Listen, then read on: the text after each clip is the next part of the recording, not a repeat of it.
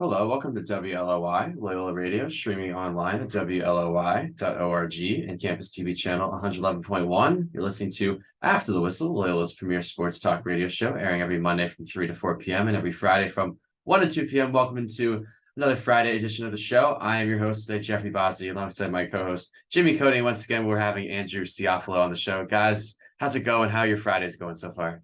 So far, my Friday it's all right. Had to get up a little bit early today because there was a fire alarm at 5.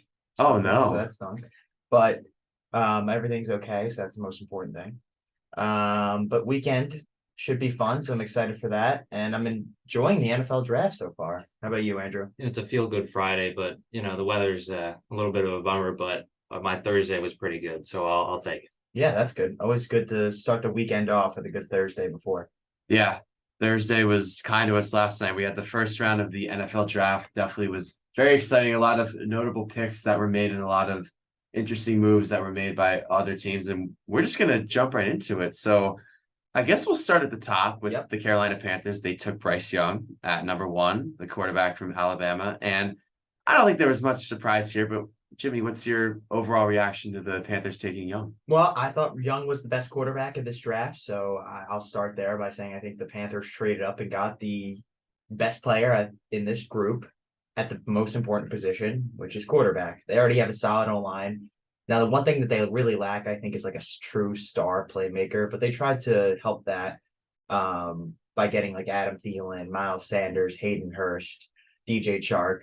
And you know what? Frank Reich's going to have his work cut out for him because he's got to develop Bryce Young into something good. And I would say it's kind of similar to Indianapolis, where good O-line, but not really great playmakers. And he could just never get the quarterback situation figured out there. But the difference was he was always working with veteran quarterbacks, whereas now he's got the number 1 overall pick. So I think this will be a much better way of deciding what kind of coach Frank Reich is. And honestly, I think he'll succeed. I like this pick. I like Bryce Young. I don't know. Not much more to say besides that. Yeah, I think it's a good pick because I think he's going to come into a situation in Carolina where it's not like he's throwing to no one. He's going to be throwing to DJ Chark and Adam Thielen and Hayden Hurst. I mean, he's going to have guys that have been proven NFL receivers that he's going to be throwing to. And I think early on in his career, is it crazy to say that the Panthers could win the NFC South? It's not crazy. I mean, I think Andrew might have said it the other day, or Jimmy said it. I've said this for months. I thought that they could win. Yeah. They were close last year, even with everything that happened with them. Literally, I thought the only thing that they really needed to change was quarterback. But I'll tell you what, if they still had DJ Moore, it would be like a lock for me to pick them. Oh yeah. But the fact that they did have to give up DJ Moore in that deal. I mean, you like the Panthers too? You'd like this move? I like this move for the Panthers. Like you were talking about Frank Reich. Like he gets his fresh start with a fresh guy, and he's got what? And not just a fresh guy, the number 1 overall pick.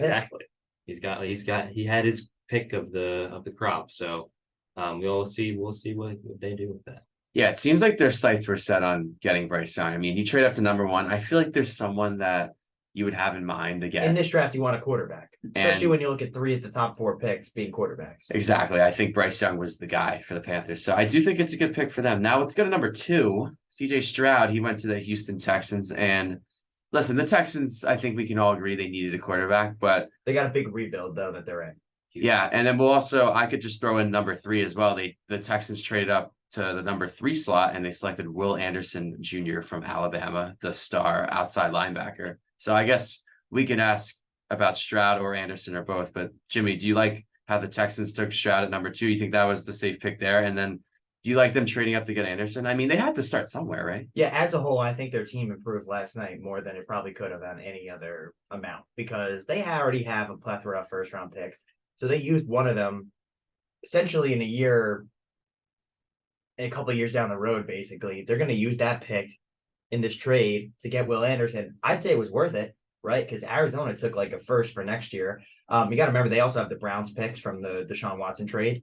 So they're just going to have so many picks. And you may as well use them, right? Like that's the most important thing. And they do use it. They get, I think, a great quarterback. And I think they get absolutely an impact player on defense. And I don't know like a better way to start the draft than through this. Like getting CJ Stroud, getting Will Anderson back to back. I mean, that's 2 high impact players.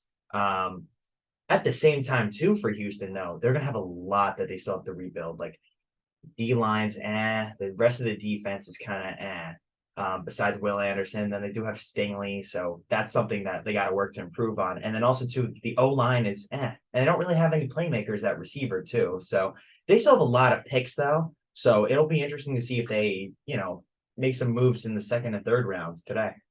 Yeah, I think so. I think this is a good start to get two key building blocks like Stroud and Anderson. Like you said, they have a lot to rebuild, especially with a lot of holes on that defense. So it's curious to see where they go. But Andrew, you like the pick of Stroud, and what do you think about them trading up for Anderson?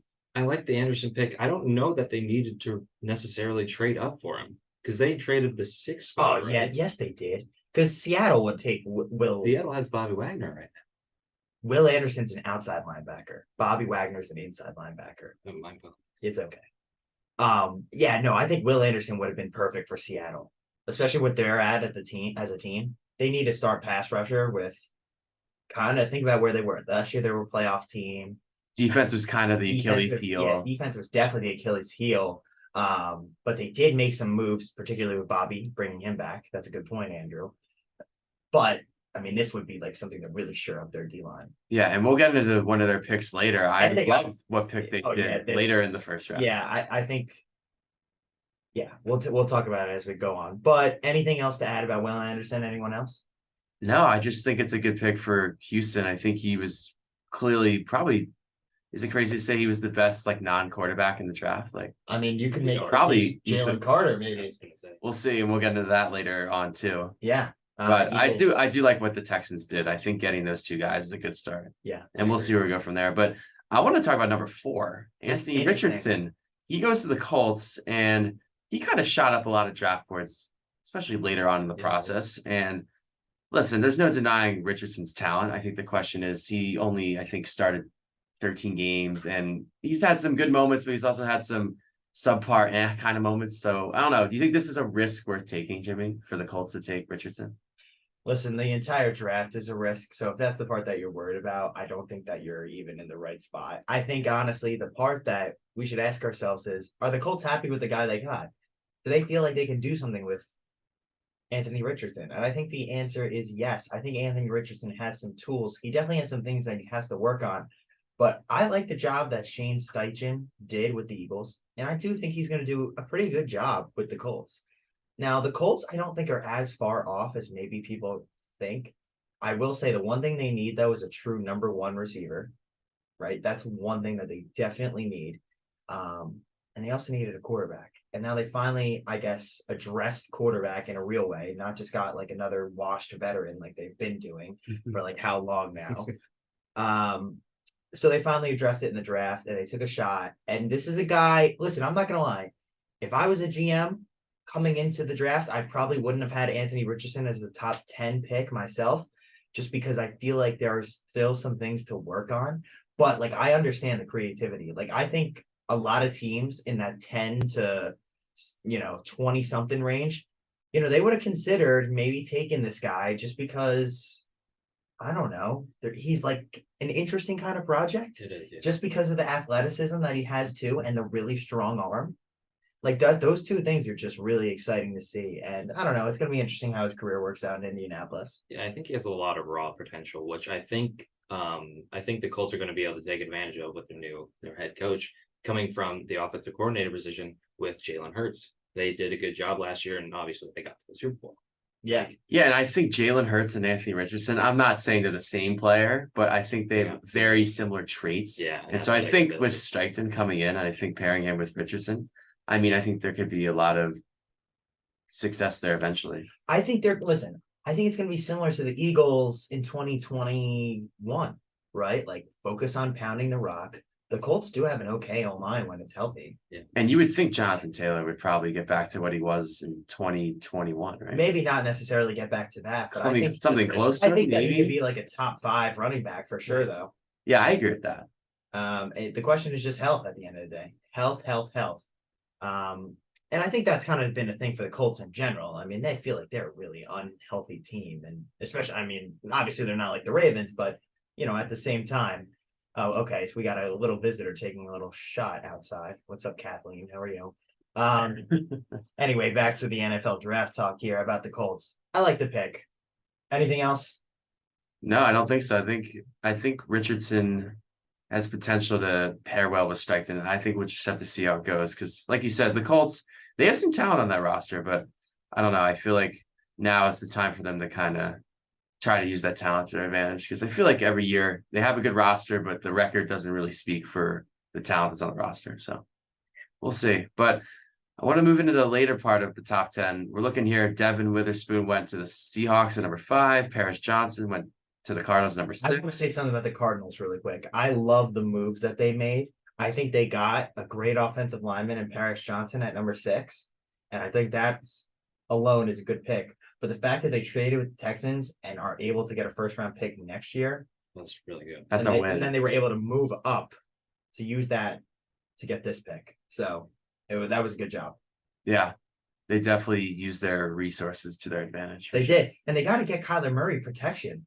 Yeah. Like that. Oh, they do. O-line has been horrible ever since he showed up there. I remember watching the Cardinal games last year. We played them in week 5, the Eagles did, and there were other instances too. He was just running for his life Yeah. back And there. listen, I know everyone likes to destroy Kyler, but like in my spare time, I have done like a Kyler Murray deep dive. And I know this is going to sound crazy. As the offensive line play has gotten worse, it has gotten worse in every single season. He has actually turned the ball over less, Wow. which is crazy because he's seeing so much more pressure. So I Yeah. feel like that's signs that he is improving. Yeah. And he still has a lot of turnovers. Like that's the thing that I think makes people crazy is because they do see a lot of turnovers. But when you consider the amount of pressure he's always taking in and he's always running for his life, they're never giving him a chance. Yeah, Like, can the- you I imagine? mean, it makes sense though to think, oh, they got DeAndre Hopkins, they got James Conner, they got Marquise Brown, they got Kyler Murray. What's wrong here? Well, the O line is so horrible. Yeah. You got to address it. And he's been trying to tell them to address it for a while now. Yeah, can you imagine if the Cardinals had somewhat of a decent O-line? And like you said, based on what you've researched about Kyler Murray, how he's doing under pressure, can you imagine if they had a decent O-line maybe next year or the year after? I mean, Yeah. I don't know. All the hype would become Yeah. reality. Yeah, I think he would take off. I think their defense still has a long ways to go though, because especially on the defensive side of the ball, I mean, their corners are a nightmare. Yeah, they're brutal. They're, I mean, they do not. they're right there at the defense. bottom with the worst And now secondary. JJ Watt retired, so that's an even bigger loss for them at the end. Because Yeah. he was really their only big impact player. And then Buda Baker wants out. Yeah, So not good. I could. they have a lot of rebuilding to do. They got to try and rebuild. But the thing is, they do have a quarterback, so that makes it interesting. And then the Vegas Raiders getting Tyree Wilson from Texas Tech. Interesting pick. I'm not going to lie. I really thought they were going to go Jalen Carter, but I wonder why they didn't. I wonder why they chose Tyree Wilson over. Must have Jalen been Carter. something there. Yeah, but you know what? Like, there's a lot of. I mean, I guess the thing is, you look at that division. You want a pass rusher who could stop Patrick Mahomes. Is Yeah. that ultimately your thought?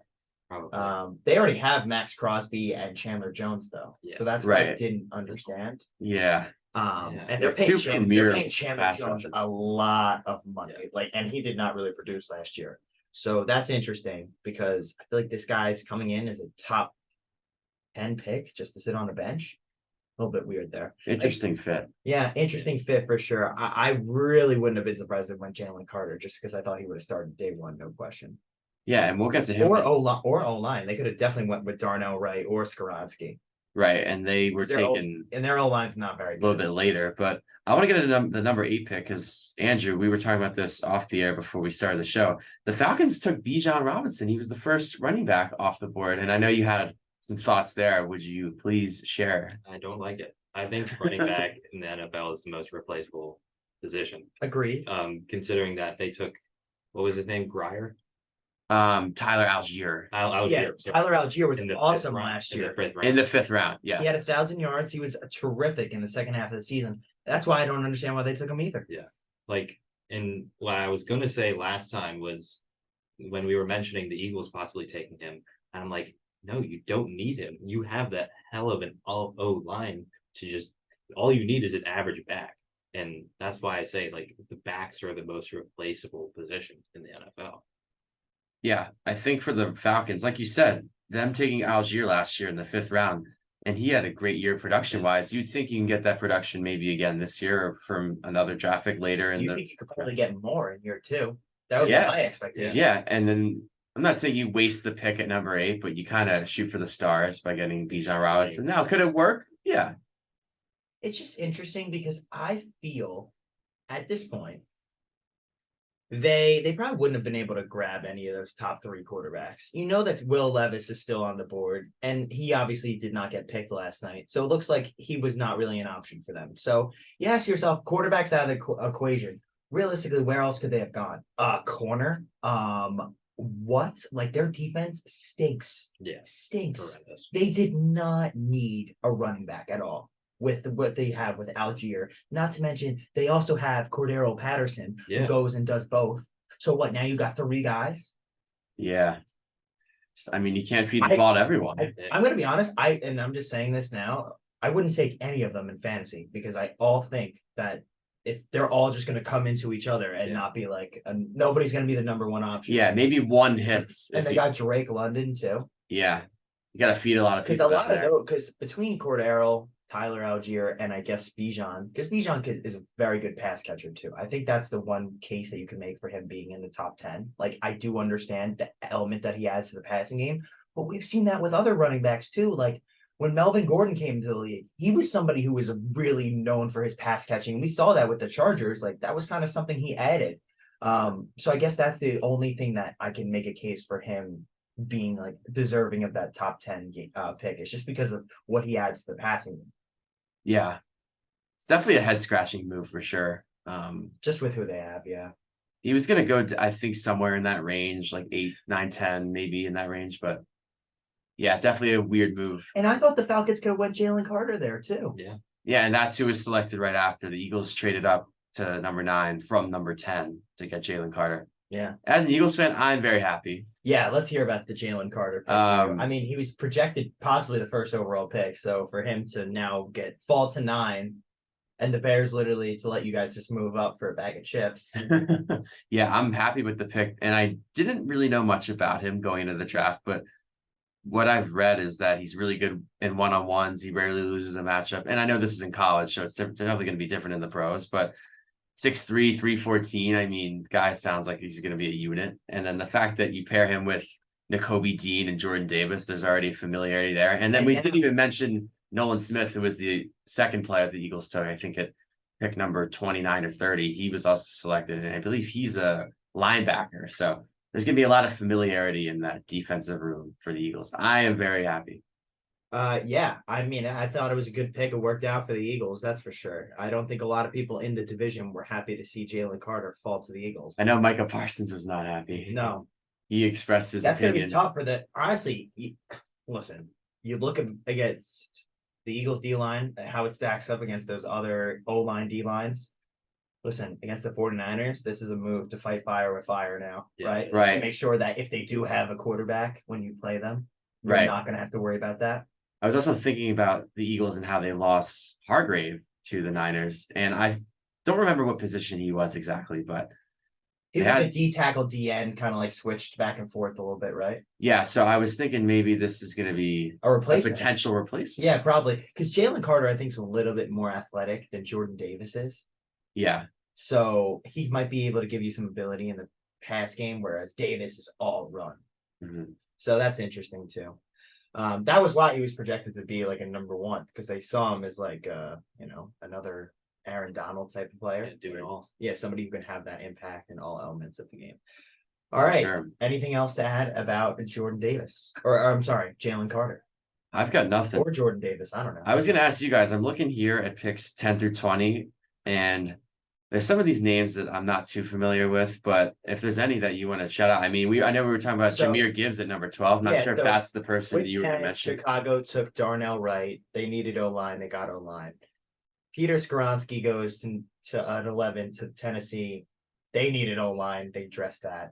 So I think it gets interesting here at 12. Jahmyr Gibbs. Good point, Jeffrey. The Lions in a trade get Jahmyr Gibbs. And that's interesting just because they have, number 1, DeAndre Swift, Yeah. It's a great back. who's a pretty good back. Who now is rumored to be in the trade block. I don't know if you saw that. Yeah, I know. I want the Broncos to go get him. That'd be a I great did- pick. Yeah, I know. I would love that. That would be a very high impact player. He might go for like a 4th or a 3rd. Yeah, I think so. Yeah. That sounds about right. And so that's interesting. Then they also get David Montgomery in free agency. And then now they go and get Gibbs at 12. And honestly, if you would have told me that 2 running backs were taken higher than any of the receivers, I would not have believed you. Yeah, I wouldn't have believed you either. Yeah. I honestly didn't know who Jameer Gibbs was until No, last night. I knew who Jameer Gibbs I'll be was. brutally honest right I'm now. gonna be honest. I thought he'd be there in the second round. I just didn't see this coming at all. Yeah, And then I think it's also interesting that the Packers continue their yearly tradition of not adding anything on their offense, despite the fact that they have a new starting quarterback coming in. Like, what is the like? Terrible. What was so bad about these receivers? I would love to know. What, like, all of them? There were so many that just did not stand out with these NFL GMs for whatever reason. I mean, the first one to go was 20, and that was JSN, and he goes there to Seattle at 20. Which is And- ridiculous. Yeah, which is insane that he fell that far because honestly, I thought he was going to get reached for inside the top 10. Like, if you want me to be honest, I thought a team like maybe the Titans looking for like an impact player, or maybe even like the Falcons looking for like, could you imagine if you added him to that offense? yeah. I think that would have Better actually, than Robinson. I think it probably would have added a bigger impact than Bijan Robinson. Yeah. And that's the thing too. Like, I was probably, with the way that I feel about running backs going in the first round, I'll say this. I actually would have felt more confident if I had been drafting taking Jackson Smith than I would have been Bijan Robinson. Yeah, and now that you bring up Smith and Jigba, and I'm not sure if you guys have any other players that you would like to talk about in that 10 to 20 range, but Smith and Jigba was the one player that I was going to mention. I think it's a great pick by Seattle. You add him to the wide receiver core with DK Metcalf and Tyler Lockett. I think he has a chance to flourish right away, and I think it gives Geno Smith another weapon. Yeah, I think it's a great pick. not to go backwards too. There was one pick that I really did like in that range, and that was at number 17. So the Patriots trade back, and they're able to get Christian Gonzalez at 17, who was projected to go top 10, no question. Like, he falls now to Bill Belichick, who we already know does a great job with corners, right? And it's interesting because the rest of what is that? He joins the loaded secondary. He does. I mean, listen, they're not picking a first round guy to not play. Like, that's not the expectation. I think Bill's thinking, hey, this is a guy I work with, let's be honest, lesser talent and lesser skills and make them into better players with my system. So imagine what this kid from Oregon, who was projected to go top 10, and I'm going to be honest, they may have even gotten the better corner at 17 compared to Witherspoon going at 5. No, it's very possible. It's very possible. Like, I thought they were neck and neck. I was curious what they were going to do there because, like you said, they did trade back. I actually thought they Receiver. could have taken Smith and Jigba there. I thought so. And I was a too. little surprised that they didn't, just because I think thought it that was- is a need that I they need thought to it was fill. one or the other. Yeah. I think that is a good pick though to take Gonzalez right there because, like you said, he had top 10 potential. Yeah, he definitely. I mean, yeah, if they had him high on their board, I mean, it's hard to pass up a guy that you thought had a top 10 grade Yeah, at 17. definitely. Are there any other picks in that 10 to 20 range that you guys would like to mention? No, nothing really. Just I some want to. boring defense, guys. I want to go up to we talked about 20, but let's talk about 21, 22, 23. There was a wide receiver. They all got Flurry. drafted in a row. Yeah, Yeah. 4 in a row they got drafted here. So you mentioned that Jackson Smith, Jigba got picked by Seattle, and then Los Angeles ends up picking Quentin Johnson with The Chargers, that the is. Chargers. Yeah, I'm sorry. The Rams don't have their first round pick. They traded theirs for Matt Stafford to the Lions. When's their next first round pick? I think it's next year. I think really? both the Broncos and the Rams. have Oh, their first that's round actually picks. sooner than I thought it Yeah, I was was. gonna say like Yeah. Because I remember they traded a lot. I think they got Jalen Ramsey. Yeah. But I'm not sure what Oh. they gave up. Oh, I think the Stafford trade is over then. Yeah. Okay. And that now on to the next trade. Yeah, I don't know. I'm not sure honestly. I think the Stafford one is definitely over. So But about the pick that the Chargers made, they took Quentin Johnson from TCU, and he kind of exploded in that college football playoff semifinal against Michigan. I feel like that's the first time I heard about him. I'm not sure how he was in the regular season. I'm sure he was definitely a great He was good. weapon He was for a good player. Max Duggan. But yeah, it seems like they like the pick there because I think it gives Justin Herbert a big target, and he can definitely stretch the field. I mean, we saw it in the semifinal game. He can really get down the field. I mean, Justin Herbert has targets. They have Keenan Allen. They have Mike Williams. My question for them, as somebody who knows like them pretty well, just because my team's in the division, um, have they watched the guys that play for their defense? Their defense is a nightmare. Like it is actually a nightmare. They don't stop the run. They don't stop the pass. They signed J.C. Jackson last year, that huge deal. They don't even know when he's coming back. Yeah, he had some unfortunate injury. I mean, I just feel like you're addressing something that isn't your most important thing, right? yeah, like yes, How about- is the pick good? Sure, I'll but- say this: they were a team who I would have seen if Bijan had fell. I could have seen them picking Bijan just because Austin Eckler wants a contract. He might get traded. And I just don't know with their cap space how they're going to be able to keep Eckler. So they're putting like it seems like more into the passing game. But I don't know. Again, like they already had a lot of money allocated to receiver. Their O line is up and down. The defense is really bad. I don't know. I just saw some other needs that I thought were bigger than wide receiver. Not saying that this player won't be good because he definitely can be. And I think with this, it's just pretty indicative that Mike Williams or Keenan Allen will eventually be out the door sooner than later. Yeah, I I think think so. Keenan Allen will probably get cut soon. I would imagine maybe this year is his last year. Yeah, I think it might be next year. I think he'll play this year just because they did restructure. And at the same time, too, though, Andrew, I want to ask you your opinion on the 22nd pick. Because Zay Flowers, I think, was actually a better receiver than Quentin Johnson. Well, first of all, Ravens fans had a hell of a day yesterday. Getting Lamar signed. Oh, up. yeah, we didn't even mention Lamar, too. So I know. talk about Yeah, that. please do. Getting Lamar, I didn't realize it'd be that happy, but I was over the moon about getting him finally extended. I don't really care about the money and the figures.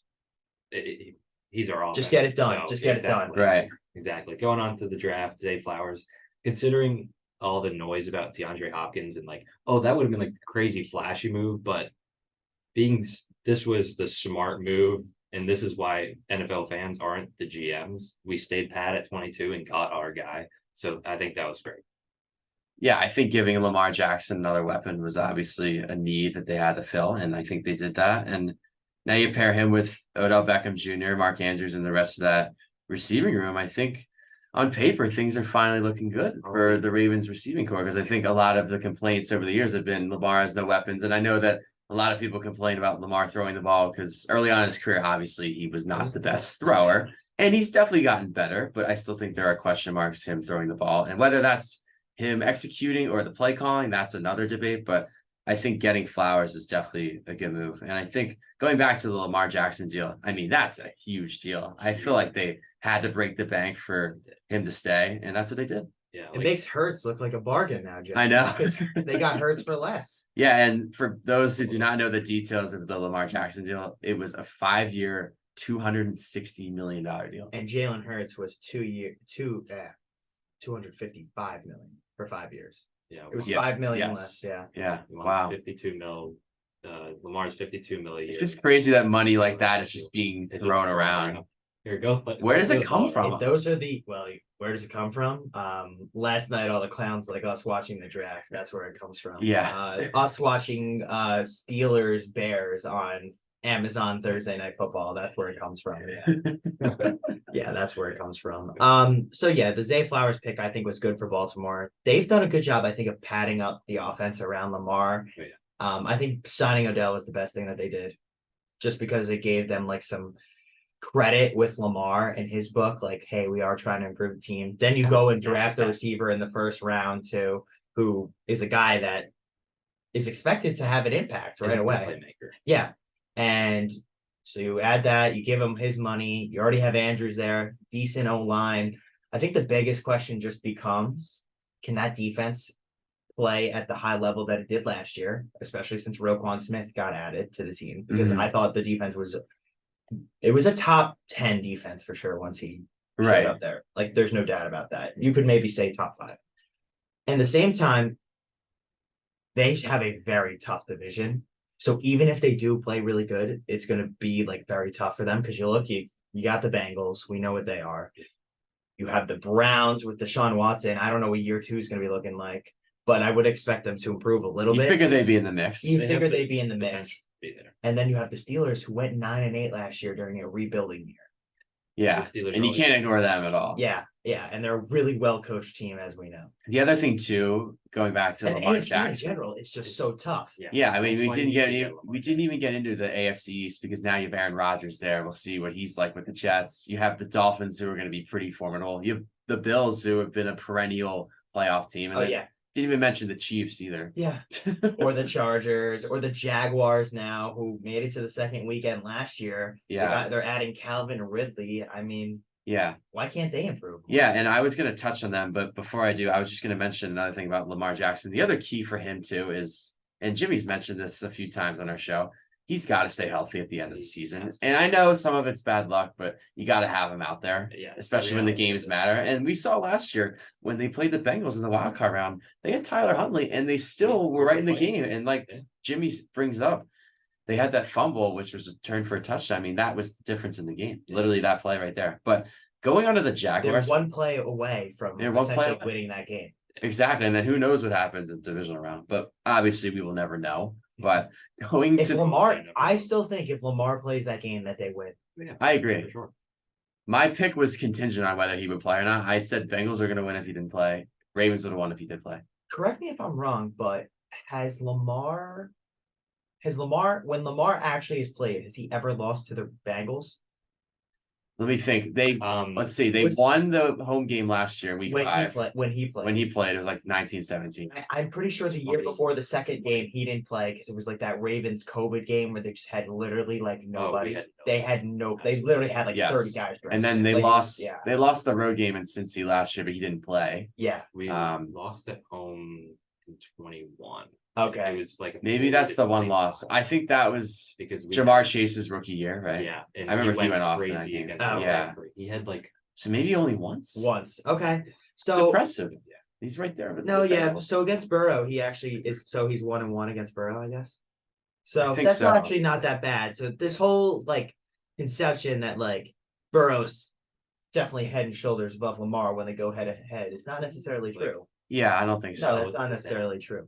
I will say the one guy who definitely has Lamar's number, and this is not debatable, is Patrick Mahomes. Yeah, I mean, he only has one win against them. I think Lamar's 1-3 against Mahomes. I Yeah. think actually the last time they played, Lamar did win because they had that kind of crazy It comeback. was a nice fumble though. They Yeah, had they got it lucky. kind of They got gave a the Ravens. pretty- Yes, and then they had that gutsy, I think 4th-and-1 call, and they got it. And they Yeah. iced it. But yeah, Patrick Mahomes does have the Ravens number. But I wanted to get into another pick, and please feel free to bring up any of the picks from 24 onward to the end of the first round. I just We wanted can to. just run through the names really quick. The Giants picked yeah, Deontay go ahead. Banks. I mean, they needed a corner, so they're trying to address that need. Don't really know all that much about him, but he's from Maryland. So, local guy. He's from 40 minutes up. do you know anything about him? He went to John Carroll High School. That's about it. A Okay, fun so- little fact all over right, there. all right. So then Buffalo picks a tight end, which I think is interesting. Yeah, I don't get that. Just because I think that they have Dawson Knox. I think he's a pretty good tight end. definitely. I think in the upper echelon, I would say he's in the upper half. not the like the elite elite part of the tight end group. No, but he's not like that top 8 range, but I would say he's definitely possibly like top 12. yeah, So that's interesting that they go with Dalton Kincaid from Utah as their tight end. what a name. And they actually even traded up for him too, which actually might be the craziest part. And then the Dallas Cowboys go with a D tackle, Mozzie Smith from Michigan. That's interesting. Just because at the same time too, I guess the toughest thing for them was they kind of do get beat a little bit on the run with their defense, just sometimes up the middle. So they kind of always improve their D line. And the first sentence in his pre-draft analysis is that he is a quote unquote outstanding run defender. So, Yeah. Got to stop the run. Like that's really what it comes down to. Like all those teams in the NFC all have good O lines. So you've got to be able to fight it with a good D line. Like who's the best teams? Eagles, 49ers, Cowboys are the top 3 teams right now. And then maybe Lions, but they have a good O line too. And then you can throw the Vikings in there with Dalvin Cook. yeah, that's a tough running back. To They don't spot. have a good O line though. But yeah. great running back. Great though. running back who might be getting traded. That's true. We'll see. So yeah, I don't know. Sorry, Andrew. I'm not really a Vikings fan. I'm gonna be Me honest. either. Like I thought they were really an overrated team last year. I mean, your point was proven when they lost yeah, they to the were, Giants in the Oh, wild card round. I said they would too. Yep. yeah, they were a kind of overrated team all year, in my I opinion. agree. But with the rest of the picks, Jacksonville gets an offensive tackle. I love that. That Yeah, was the one I was going to talk Anton about. Harrison from I don't Oklahoma. really know who he is, but I love the pick just considering that they got to keep Yeah, protecting Trevor lost. Lawrence. They lost the tackle, so you got to naturally replace them because they lost one to Kansas City in free agency. One of their key starters, I don't remember his name 100%, but it was a good move for them to get someone to replace him. So I kind of like that. Also, Miles Murphy fell to 28 for Cincinnati. He was an edge player from Clemson. For Cincinnati, I felt like the key was just finding some impact players on that defense. And at the same time, too, they spent on money in free agency on their O line. So I feel like the next best thing to do would just be build up that defense because you already got a great offense. Yeah, I think that's the good way to go too. And they've improved their run D, I think, exponentially recently, the Bengals. So I Yeah. think that is a good move. Yeah, they have. The Bengals have done a pretty good job, I think, of building their defense recently. And then New Orleans at 29 with their trade from San Francisco via Denver in the Sean Payton deal picks Brian Brees, the D tackle from Clemson. Anything that you guys want to add about that? Or we can move on to 30th, where the Philadelphia Eagles picked Nolan Smith. Anything to add about him, Jeffrey? I know we mentioned him earlier, but I think it's another good pick, especially with the position need, just because the Eagles linebacking core is definitely not the strongest in the NFL. So I think keep adding there and adding to a position of need was a good pick. I think for the Brees pick, I think for the Saints, they definitely need to stop the run. So I think that was a good pick as well. I agree. And then the Chiefs took Felix Anudike-Uzomah. I wonder if he's related to CJ Uzomah. Yeah. I I wonder. wonder if they have the That same was last just name. I wonder. But at the same time, too, he's an edge player going to the Chiefs, staying in state. Well, not really in state, but staying nearby because Kansas City, Kansas State. So it's an interesting move there. But they're trying to improve their defense again. They tried to do that last year to help with the D line, and they're doing that again. Which was solid than last year already. Yeah, exactly. It looked better at the end of last year, and it's only getting better with the guys. This is 2 years in a row they've addressed it in the first round. Yeah. So I think we're going to take a quick break here, and after the whistle, we will be right back with some more sports news.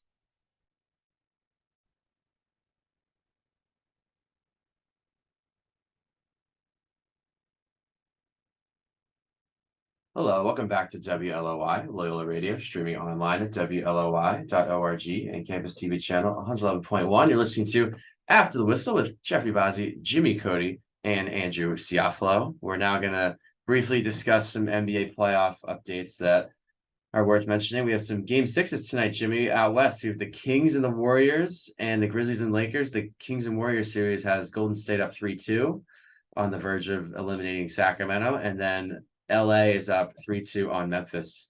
It ends tonight in LA. That's what I can say. I agree. Yep. The King is gonna find a way to take down the 2 seed.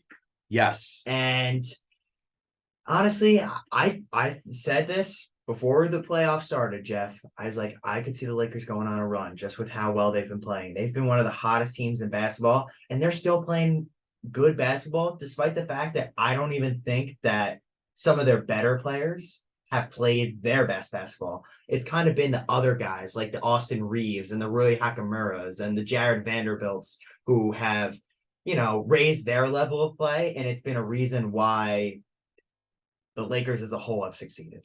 Yeah, I couldn't agree more. We saw Austin Reeves and Rui Hachimura, especially in game one, get that huge road win that kind of propelled them to get this momentum. And we saw it happen in LA. They took the 2 home games in games 3 and 4, which made them go up 3-1. And now I know that they laid a bit of a dud in game 5 because they had that awful 26-2 run that they led up to the Grizzlies. But I do think the Lakers will find a way to get it done tonight because they don't want to go back to Memphis. I think if they go back to Memphis on Sunday for game 7, I think that's trouble. I don't think you want to give the Grizzlies more momentum than they have right now just because they're coming off of a win.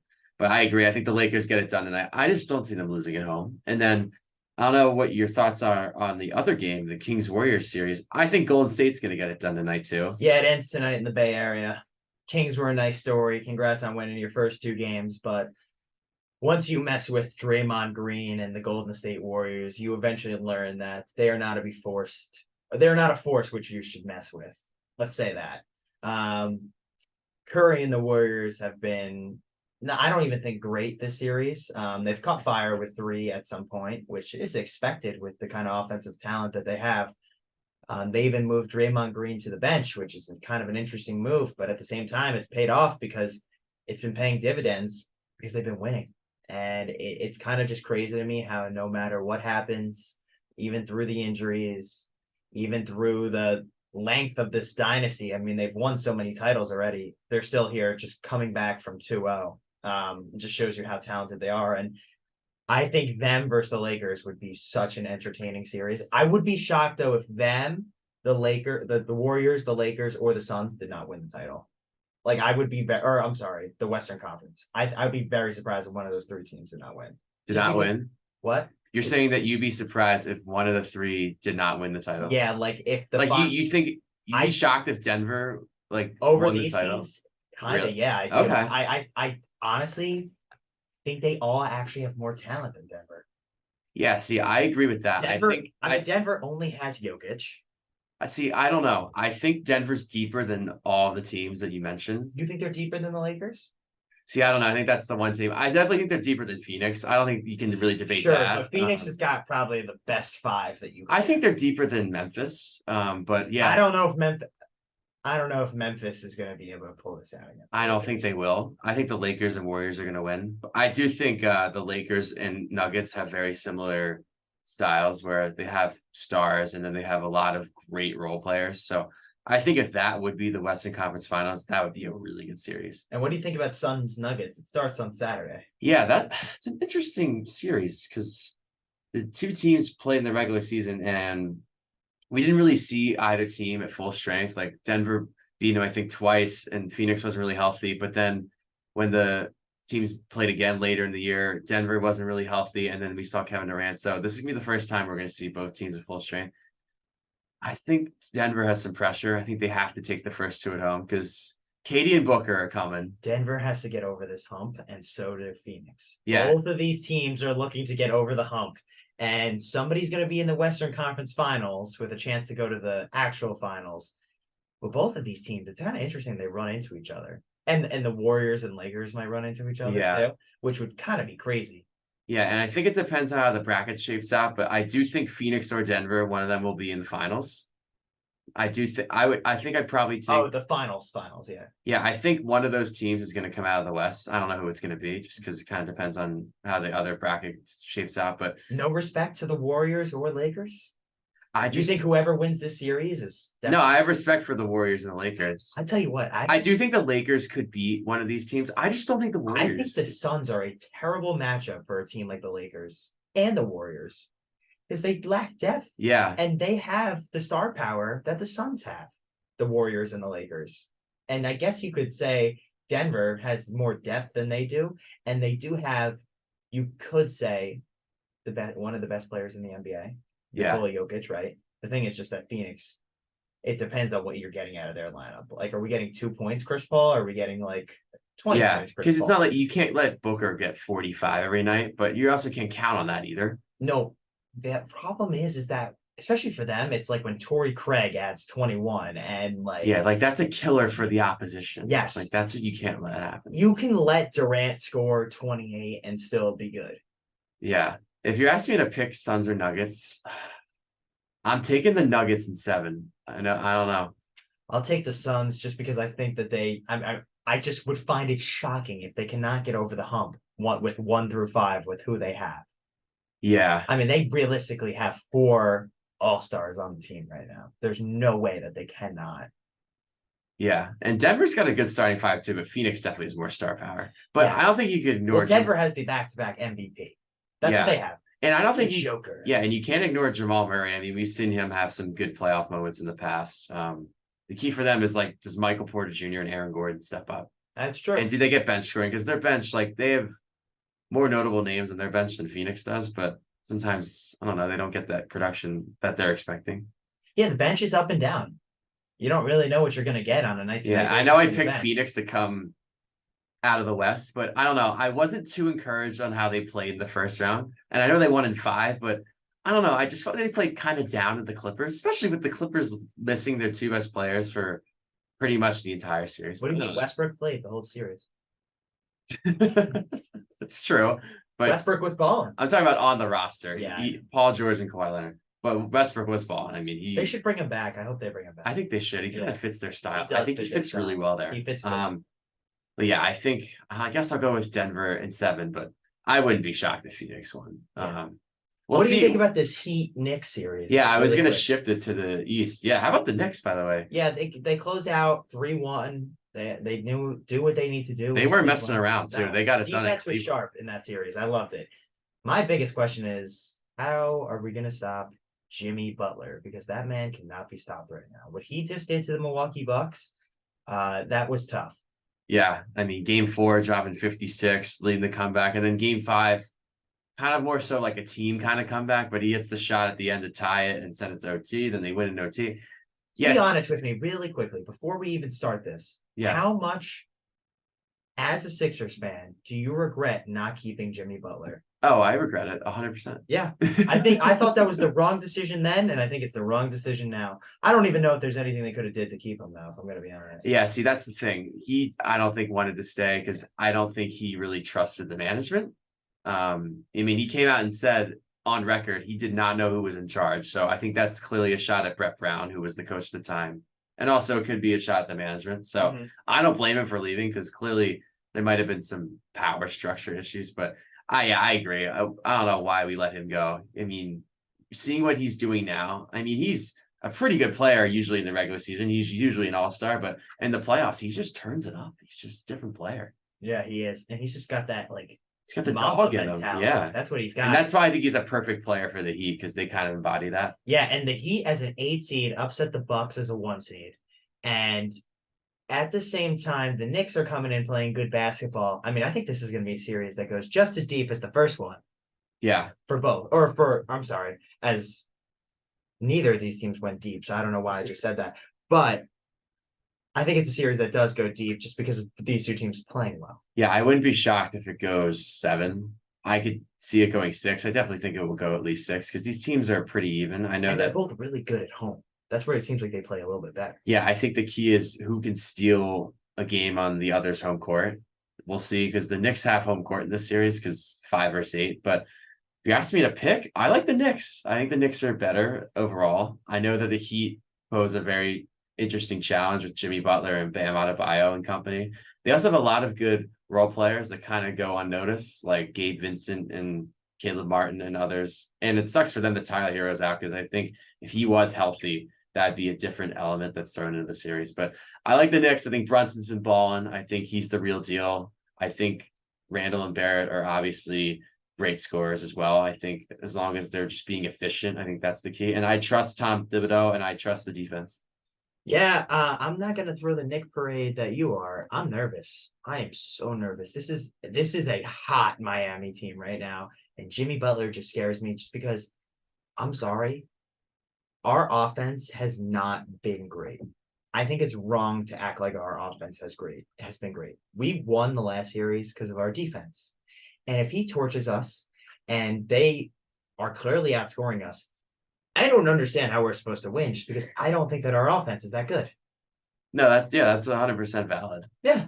It's definitely good reasoning. I mean, I felt like multiple points throughout the season. Like Brunson's the one guy we can trust, but everybody after that, like they have moments where they're question marks. Yeah, I think the key is, do you get help from Randall, Barrett, quickly, others? They're not reliable to me to count on every game. That's why if it's Brunson versus Butler and it becomes like a one-on-one, I'm sorry, they have the better player in the series than we do. I think they have, without a doubt, have the best player on the court. I think so too. I think Jimmy Butler is the best player in And that also, series. too, you know what the difference is between Miami and Cleveland? Miami is a team that also prides itself on defense. Mhm. They got Bam Adebayo, right? That's going to make rebounding so much more tough for us. And we he'll add some have rim had- protection, We've too. had good advantages down there. Like we did a pretty good job against the Cavs. down low, which I don't know if we're going to be able to do just because with Adebayo, he's a really physical player. We're going to have to see how we kind of stack up against them. And I think this first game is huge. Like if the Knicks lose this, I wouldn't be surprised they lose the series. I don't think they can win the series without winning tonight. Yeah, I think. Or I'm sorry, not tonight. It's on Sunday. Yeah, I think the other thing too with Miami, they have some shooting, and if they play those players like Duncan Robinson, Kevin Love, and Max Strus, if they're hitting threes, I think that's another key element to watch because I feel like some of those players get inconsistent minutes at times. But yeah, I think that series though as a whole, that's definitely going to be a long series for sure. I wanted to touch on the other series real quick before we have to log off here. We have the Sixers and the Celtics starting on Monday. That's the other Eastern Conference semifinal series. I think going in as a Sixers fan, I'm nervous just because we can't beat the Celtics. It's every year. And the regular season, they just own us. They're your kryptonite. I think going in though, 100%, they're definitely the kryptonite. I do feel better this time around than I have in the past because I do think, I'm not saying the gaps as officially closed. You feel better this time around? I feel like okay right now. I wouldn't. Sorry, no.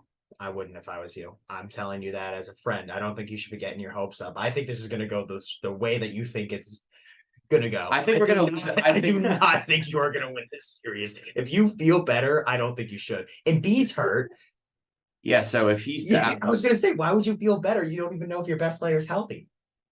No, that's obviously true. But I think going into this year, I don't know. I felt like the Celtics in the first round, they kind of played down a little bit to the Hawks. And I'm not saying that's the reason why I feel better, but I like how we played in the first round. I mean, we were clearly the best team in the first round of any of the teams because we didn't lose a game.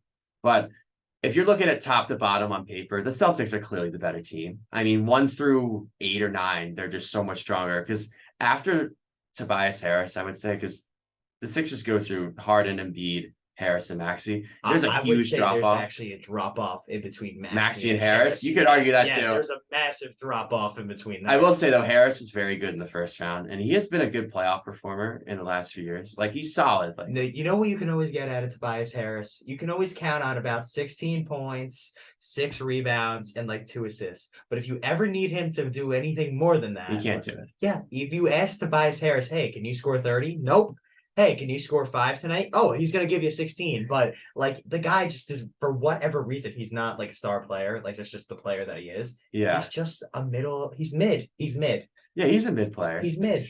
I think the other thing too is last year we go into the same situation. The Sixers played the Heat in the second round, and Embiid missed the first 2 games. And like you said, you needed Tobias Harris to step up, and he actually did. What do you give you 20 instead of 16? You give you like 25. Oh, okay, but nice. So still the problem was not 30. The problem was Harden. You guys are paying Tobias Harris a lot of money. Yeah, but I think there's also pressure on Harden. I think there's more pressure actually on Harden than Harris, just because he kind of needs to like go nuclear. If there's any chance the Sixers in having this series, James Harden has to be like prime James Harden, and I just don't know if he can get that anymore. I don't think he can.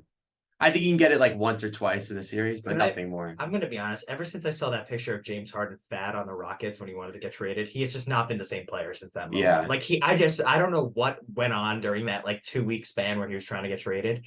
And I know he's played well for the Sixers, but he just does not feel like the same player. Like, yeah, he's definitely a different player. Yeah, it's just not the same player. I guess it's the foul rule too, right? That's kind of changed his career a little bit because he made a living at the free throw line, which is interesting because Embiid kind of does the same thing now. He always gets the free throw line. Yeah.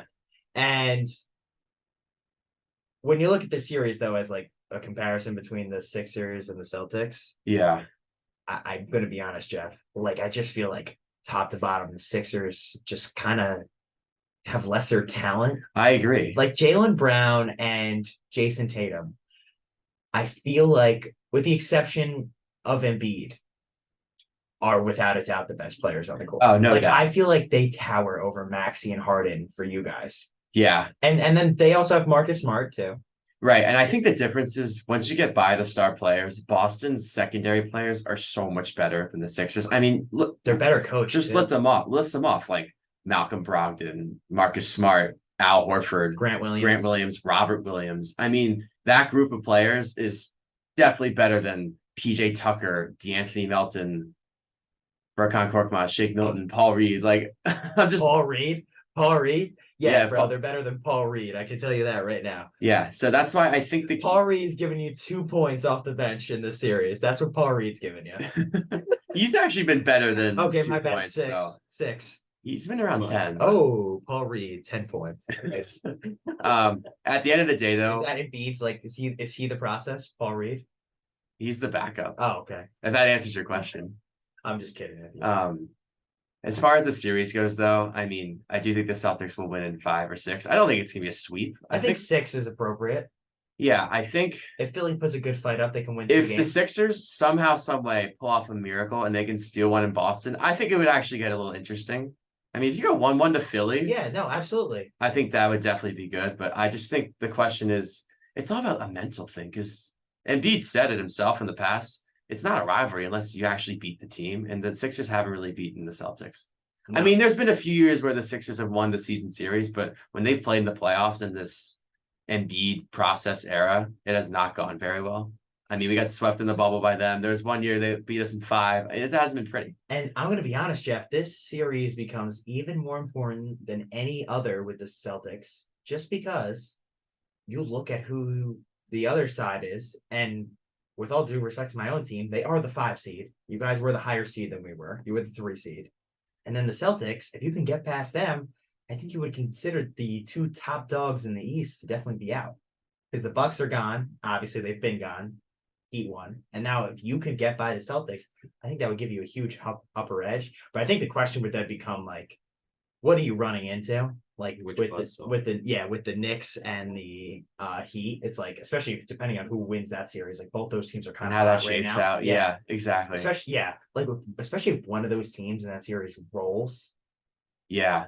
Because I think the preconceived notion is whoever wins Sixers Celtics is probably going to come out of the East, but I don't think you can ignore the Knicks or Heat. No, I don't think you can say that. I will say this though. I think whoever wins the Celtics Sixers series, it becomes like a big expectation. They feel like they should win. So it'd be really disappointing if you I 100% agree. Yeah. Yeah. I think as far as the Sixers Celtics series, though, I think in the first 2 games in Boston, we'll have to see about Embiid's health because if Embiid does not play game 1 and or game 2, I think the Sixers have no shot. Unless Harden, Maxey, and Harris combine for like 70 or 80 points, like many more than that, honestly. But I think the Celtics, just to sum it up, they're better top to bottom. And I do think Mazzulla is a good coach. And I don't think the coaching matchup is as far off. I like Doc Rivers is like a decent coach. I know that he's been questioned at times, but I don't think he's like far off from being like worse than Joe Mazzulla. But I think the end of the day is the Celtics just have better star power at the top and they get production from the bench and their other starters. So the Celtics having the better roster, I think, puts them over the hump. That's why I'm picking them in 6. Yeah, I agree. Yeah. But is there anything else that you two would like to add before we log off here?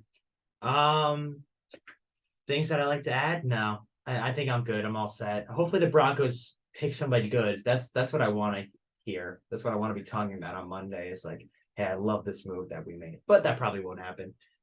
What about you, Andrew? We'll see. Hopefully the Ravens out of court. Okay. Big hole. We'll see if they do that tonight. It's And very the Orioles possible. keep rolling. And the Orioles keep rolling. Yeah, I hope the Yeah. Yankees can. And the Yankees stay under.